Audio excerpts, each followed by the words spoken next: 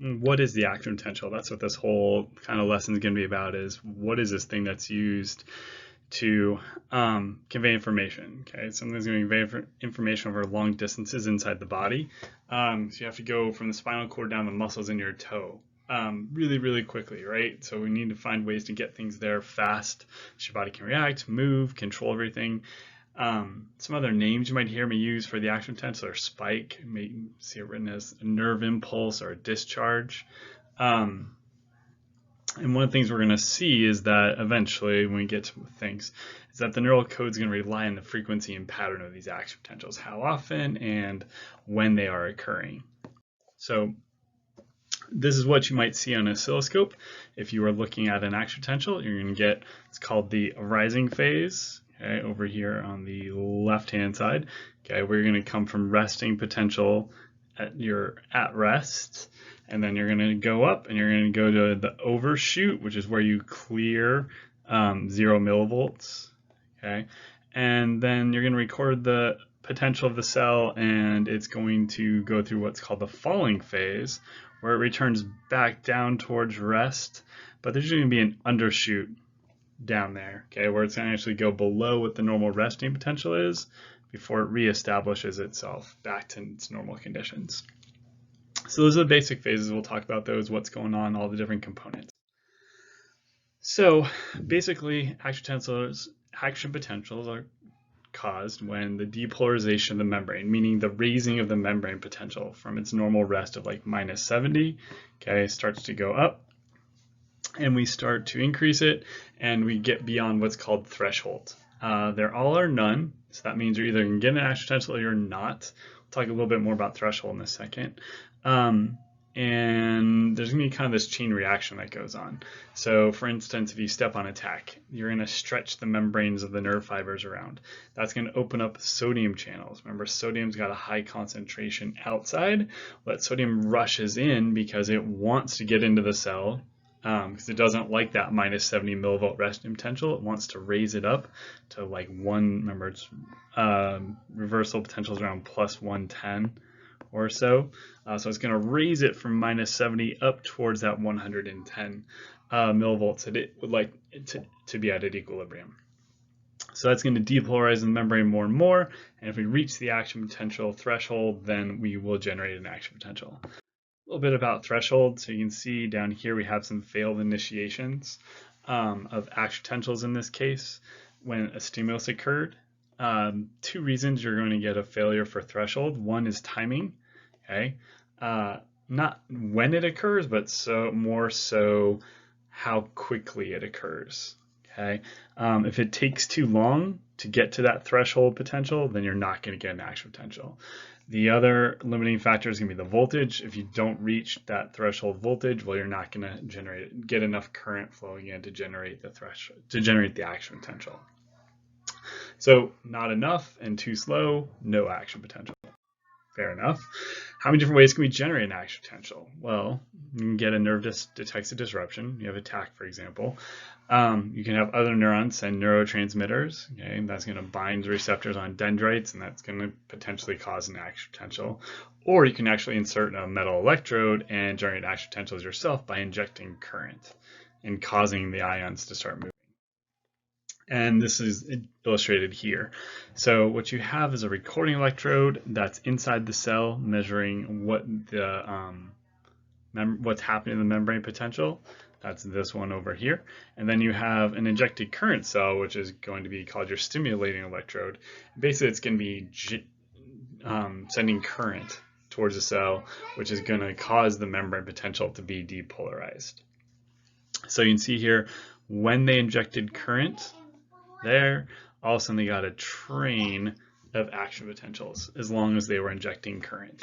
So you can see here how much intensity of response in terms of number of action potentials is based on how strong that depolarizing current is, right?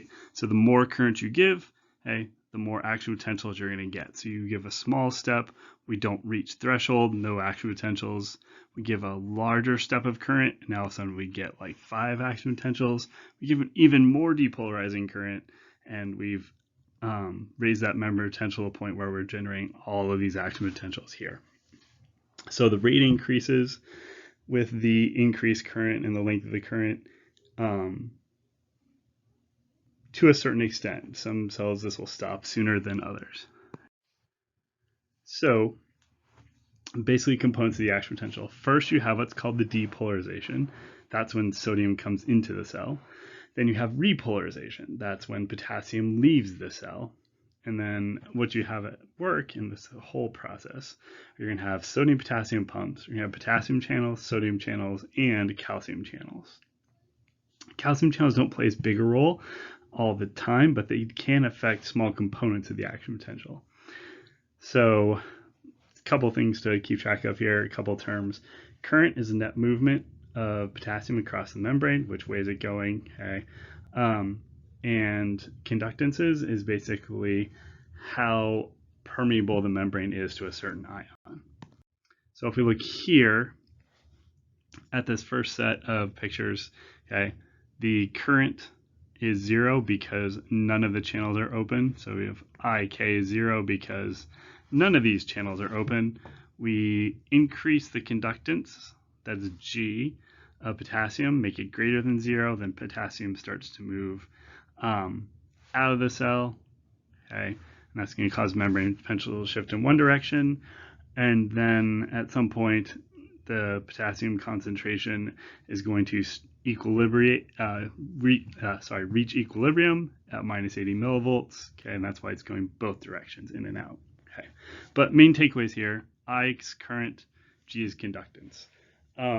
Kind of the inverse of resistance. So G is equal to 1 over R, for those of you that remember our V equals IR equation from Ohm's law in physics. Okay, so now let's get to the actual action potential, what's happening. Initially, potassium is flowing inside the cell. That cell is resting around minus 80, which is where potassium wants to be for its equilibrium concentration. Okay, great. It's happy, calm, nothing going on. Now we start to get a depolarization of some kind. Something happens to start to causes the membrane potential to start to go up. And now you can see that sodium channels have started to open. These are called voltage-gated sodium channels, meaning they open when the voltage increases. Okay, and see now that this conductance for sodium is much greater than conductance for potassium. So most of the flow is sodium going into the cell. So this depolarization phase here is Na going into the cell, causing it to go from minus 80, trying to get to its equilibrium potential up here somewhere at like plus 110, right? Okay. Then potassium channels open up, the sodium channels close. We'll talk more about that in a little bit. Okay, so sodium stops flowing, and now all of a sudden the potassium concentration, the potassium conductance is much higher, and potassium doesn't want the concentration to be way up here. It doesn't want the potential to be way up here. It wants to bring it back down to minus 80. So potassium is going to flow out of the cell and drive the membrane potential back down. So now we're going out of the cell with potassium, okay, and the membrane potential comes back down towards its equilibrium potential. So you can see here, after the following phase has happened, we maintain that potassium conductance is much greater than sodium conductance, but we're at potassium's equilibrium potential. So now you can see the flow both in and out is at the same rate. So the cell is going to be happy again back at minus 80. Okay, we'll talk some more about some of the components of that in a second, but that's the basic theory, is that we're going from high potassium conductance to high sodium conductance, and then back to high potassium conductance. Okay, that's kind of your order of operations, order of the action potential. So when was this first kind of discovered? Well, back in the 1970s or 1940s, Hodgkin and Huxley did experiments on the giant squid axon. It's actually a really large axon. It's about 1 millimeter in diameter that you can actually slide an electrode into. And what they're able to control and find out is that figure out which ions were responsible for this generation of these electrical signals. So basically, they isolated this axon. They filled a bunch of artificial fluids around it, okay, put a bunch of ions inside it, and use the electrode to determine how quickly or which ions are the ones that actually propagate down that nerve fiber. So they came up with a technique called voltage clamp, okay, which is basically where you can clamp the membrane at a given potential, and then you can look at the currents that are moving back and forth. Okay, that's where they found that increase in sodium ions in the rising phase and the efflux of potassium ions in the falling phase. And there had to be some kind of sodium gate in the membrane that allowed for this to happen, right? So what they found eventually, what people found eventually, is what's called the voltage-gated sodium channels. These are they have obviously transmembrane domains. In this case, they have 6 transmembrane domains, and they will interact together, fuse together, and they have this red area, which is the selectivity pore, which will make sure that only sodium ions can flow through this channel. Okay. What you'll also notice down here, those positive charges, is they have what's called a voltage sensor. So we'll see this in a second. When the voltage of the membrane changes, the shape of the channel actually changes. So it goes from a closed pore initially, okay, to an open pore with a shift in membrane potential to minus 40 millivolts. So really important step there is that voltage sensor is going to allow for the sodium voltage-gated sodium channel to respond to small changes in the membrane potential, but depolarizing changes that are raising that membrane potential. See up here, kind of a couple things about the selectivity filter. So you can see that the sodium ion that's accompanied with a water molecule fits, whereas potassium doesn't. So that's why the sodium can pass through. Okay, purely a size-based thing for it to pass through that filter. Okay, so what happens in this sodium channel? So this right here, kind of an interesting technique. What they have is they basically have a single cell, and they have a recording electrode on that cell. And then they kind of pull the electrode back. They seal onto it really tight, and they pull it back. And what happens is this membrane around it breaks away. So now, they are left with just that tiny little piece of membrane that was attached in the cell, attached to their recording electrode. And inside there, well, there might be a single voltage-gated sodium channel. Awesome, cool, let's pull it back, see what happens. So I did that. They applied a membrane current that would raise the membrane potential. Okay, that's this up here. Okay, and what they saw was this flicker of the channel opening. So I saw no current, and then all of a sudden they saw an inward current. No current and a quick inward current. No current and a quick inward current. So what they saw through these single channel recordings is that channel will open up for a little bit, but then what you'll notice for the rest of the time, even though there's more injected current being applied, there's absolutely no sodium flow inside. So these sodium channels seem to open up really quickly, but they also seem to close down really quickly. And notice the time scale here. This is like 5 milliseconds in the time scale. So you're talking about really short times that they're open for, and really short times for them to even be activated. Okay, so what's going on? Because even though we keep depolarizing it, this channel never opens again. Well, that's what's drawn at the bottom. So we have 4 possible states for this sodium channel. We have closed, which is this first one here. Okay. With sodium channel, the membrane voltage hasn't changed. Then the membrane voltage changes, and then it opens. And that's when sodium can come rushing into the cell. Now what happens when that opens is this purple ball down here swings into the gap and shuts it down. And this state is what's called inactivated. Okay. And inactivated means that channel cannot open again until the channel relaxes and goes back to its resting membrane potential, that minus 65, which it did here at 4, and now we go back to closed. So you have three possible states: closed, open, and inactivated. Okay, and they've actually done experiments where they cleaved off this ball, and the voltage channel won't the voltage gated sodium channel won't inactivate anymore. Okay, so that does exist. That's really there.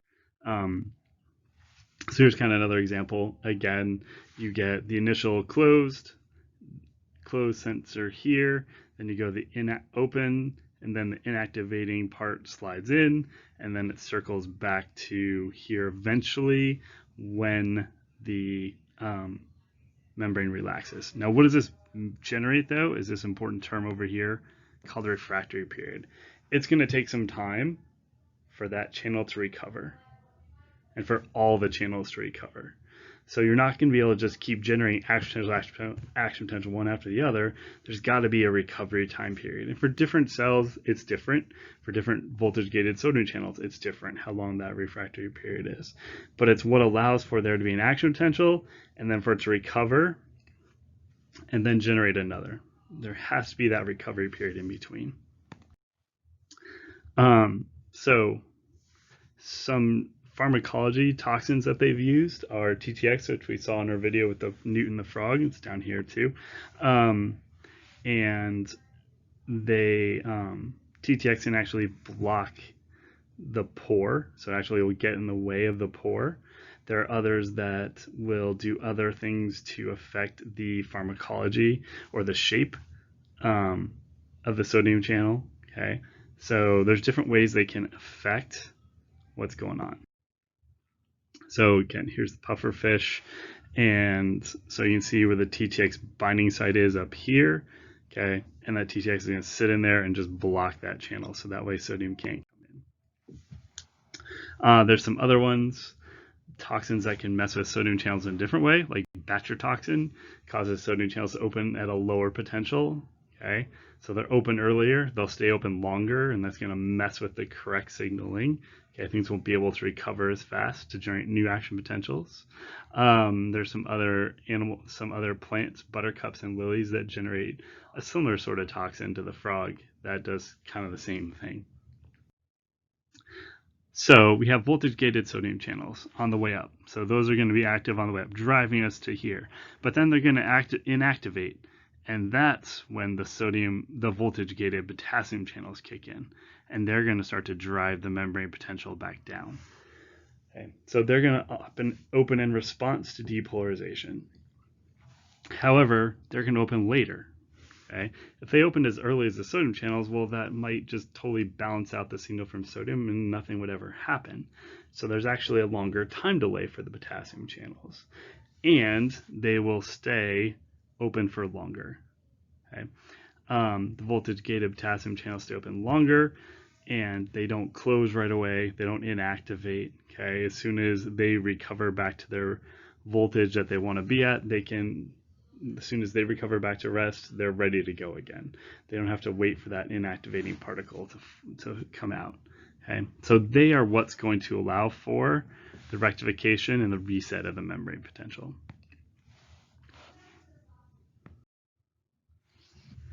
Okay, so at each step, here's kind of the important things. Threshold, this is when voltage-gated sodium channels are starting to open. Okay, the rising phase, so that's the start of the voltage-gated sodium channels. The rising phase is lots of NAV channels open.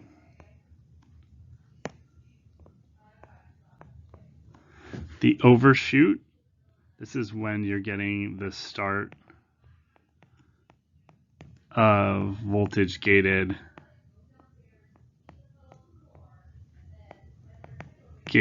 potassium, and NAV are inactivating.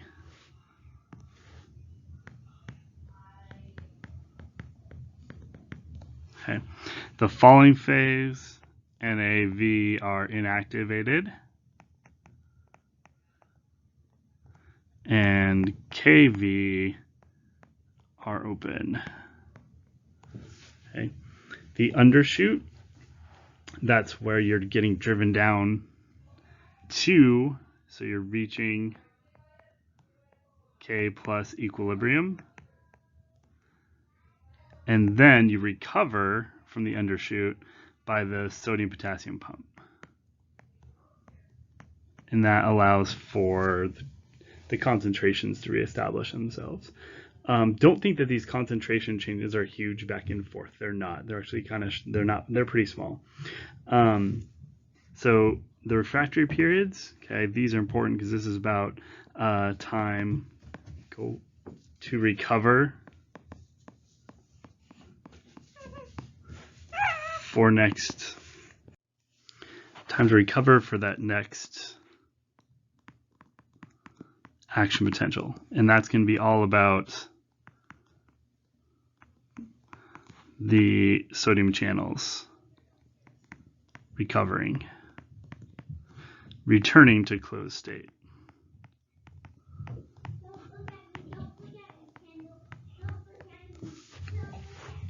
So those are the basic components of the action potential. That's what's going to be the things that you need to kind of remember as to what's happening in each part. Some other things that are important, okay, propagation. Since there is, and this is why the refractory period is really important, because this portion back here behind it has already been inactivated. The sodium voltage gated sodium channels have been inactivated. Okay, the action potential can only go in one direction. It can't go backwards because those channels are inactive and they won't work. So it's going to progress this way, kind of like a burning fuse. Okay. Some things about action potential conduction. So depends partially upon what's called the axon structure. This is how fast it's going to go, kind of how much branching there is, how wide it is. Are you going to have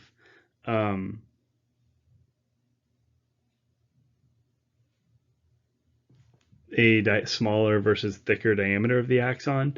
Okay, a thicker diameter is going to be a faster conduction. And just the number of voltage gated sodium channels that are available. If there aren't that many, then it won't conduct that fast. So things like lidocaine is a topical anesthetic that can block a lot of these voltage gated sodium channels, okay, similar to TTX, and stop conduction of the action potentials. So instead of just having really huge neurons all the time, a lot of times, again, we talked about this, wrapping things in myelin, it's going to speed up the concentration, or speed up the propagation speed. Speed up the propagation of the action potential from one end to the other of the axon. So wrapping it kind of creates just like a seal around the outside to maintain that charge flowing through it really easily with the ions. Kind of think about it like jumping from spot to spot, okay, with a lot of voltage gated sodium channels concentrated at each of these nodes of RON-VA throughout the axon. Okay. Some things that are important here in terms of where the axon's generated. Dendrites don't have voltage gated sodium channels. So in all these locations here, you have no voltage gated sodium channels, so no action potentials are generated there. Where the action potential is actually generated is in what's called the spike initiation zone or the axon hillock, and that's down here. Okay, at the base of the axon, pretty close to the soma. It's a really high density of voltage gated sodium channels right there. And that's where all of the depolarizations from all of these dendritic branches, so you might have a lot of little ones that look like this all through here. Okay, they sum together in the soma. And at this point in the hillock that's when you have your all or none thing. Do you hit threshold or not? Okay. So again, we've got the whole properties of, you're going to puncture the skin, nerve stretch, voltage gated, so some sodium channels start to open, and action potential gets initiated and propagated, okay, and then it's going to be conducted to the next neuron. Again, that's about the voltage gated sodium channels that are probably near that initial stretch. So initially you're going to stretch channels and voltage gated, and stretch channels are going to open, causing a depolarization, which is going to initiate the whole voltage gated sodium channel chain. Okay. So this is all about setting us up for what's going to happen now that we have an action potential transmitting through, and then how are we going to get that transmission to the next neuron in the order.